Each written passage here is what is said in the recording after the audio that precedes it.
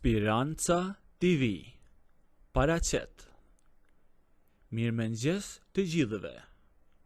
Jam 46 vjeçe dhe nuk e kisha menduar se në këtë moshë mund të më ndodhte diçka që po më rinonte mendjen për 20 vite. Po më bënte të ndjehesha 20 vite më e re.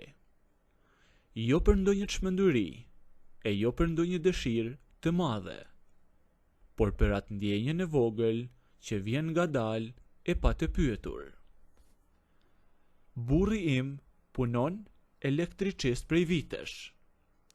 Është njeri i mirë, është punëtor, i drejtë, gjithë ditën rri nëpër shtëpitë e huaja, nëpër shtylla e kablo, siguresa, defekte e të tjera. E kur vjen në shtëpi, është shumë i lodhur. Ha, shikon ndonjë lajm dhe fle. Asgjë tjetër, thjesht jetë e zakonshme.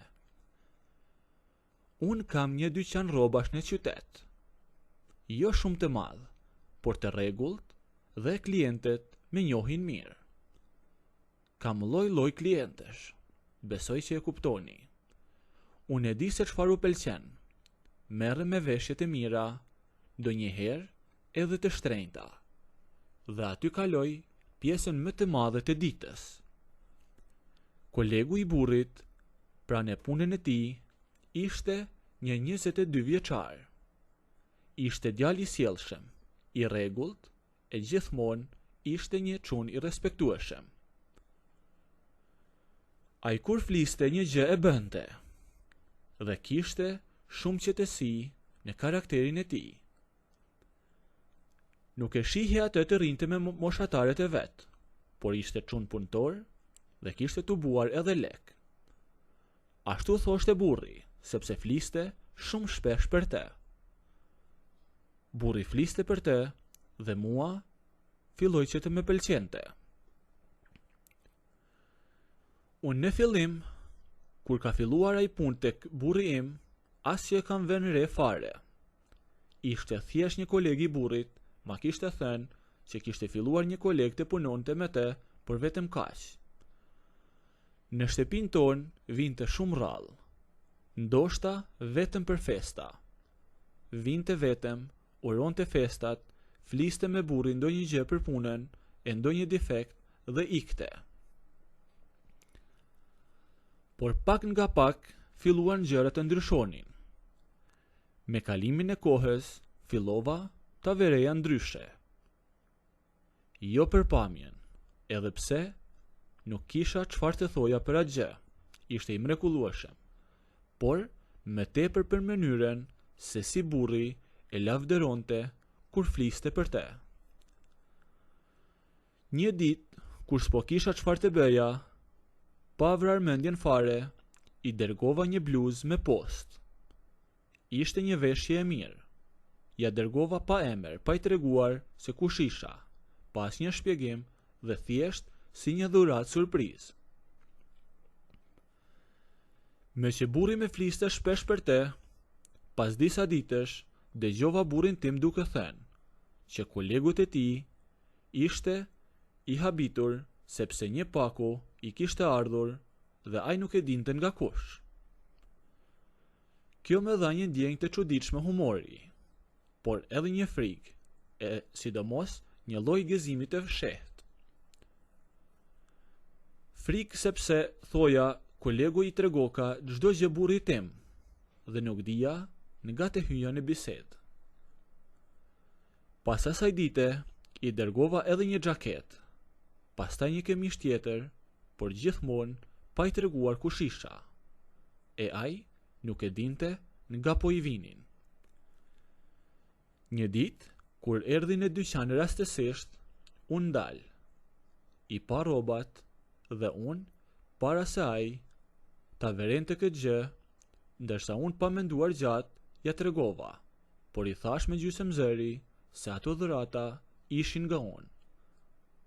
Thash me mirë po i tregoj vetë, se sa të verente ai. I thash ti kam dërguar, pa asnjë arsye, por sepse po me pëlqen mënyra se si je. me ka folur burri shumë për ty dhe desha që të dhuroja diçka, me mirë rroba se ndonjë gjë më shumë dhe ja shkela syrin. Ai ishte vetëm 22 vjeç, prandaj edhe u skuq pak kur i thash. Qesh i lehtë dhe nuk dinte çfarë të më thoshte.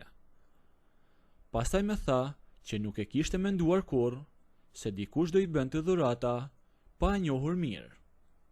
Dhe aty filloi diçka që nuk u tha me fjalë të mëdhaja, por i thash me mirë që s'me nje tamam ashtu siç jam, sepse ti do ndryshoje mendje shumë shpejt. Pas disa ditësh, ai më solli tani një ordore. Nuk ishte shumë e shtrenjtë, por ishte e zgjedhur me kujdes.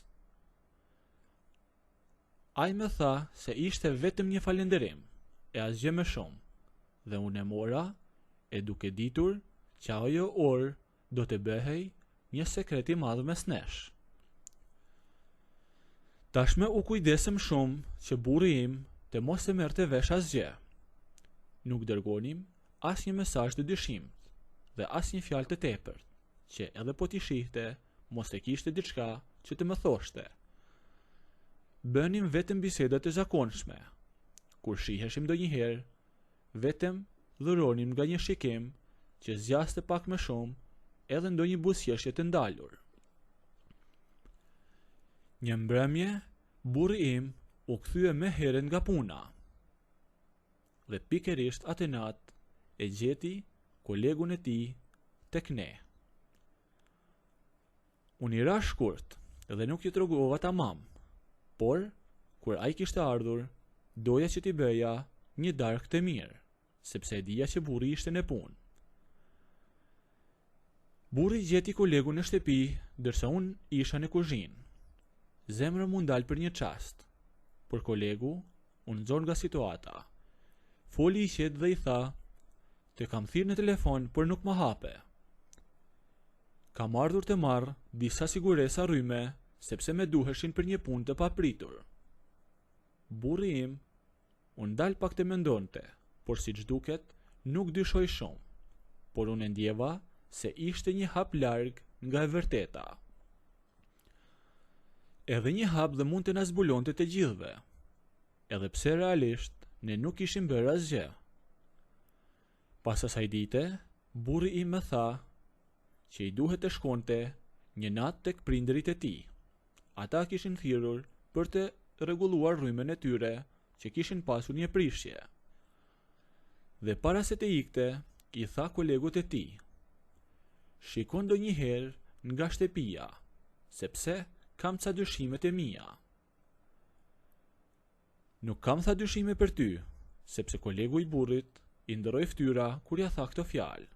I kam tha ca dyshime për dikë tjetër, sepse e shoh atimen që rri në telefon më shumë se zakonisht." Kur kolegu i burrit më tregoi mua, kjo fjali më mbeti në kokë, sepse ai as nuk e mendonte se dyshimi i tij ishte kaq afër. Atë natë që burri im iku, kolegu erdhi në shtëpi. U ulëm në sallon, folëm gjëre gjatë, folëm për jetën time që s'ja kisha treguar asnjëherë, por folëm edhe për diferencën e moshës, për gjërat që nuk thuhen lehtë. Flisni me fjalë të vogla. Ngacmoheshim lehtë me fjalë pa kaluar kufirin. Dhe kur momenti erdhi, pa plan e pa paralajmërim, buzët tona u preken për një çast. Një puthje e shkurtër, e hutuar e ndaluar. Dhe pikërisht, ai aty u tërhoq. Unë ngrit, me pasi kur po me shihte për herë të fundit, dhe më tha se nuk mundej që të vazhdonte me tej, se kjo ishte vija ku duhej ndalur. "Jo," i thash, "mos ma bëj këtë. Mos me ço deri tek uji e mos më japësh ujë."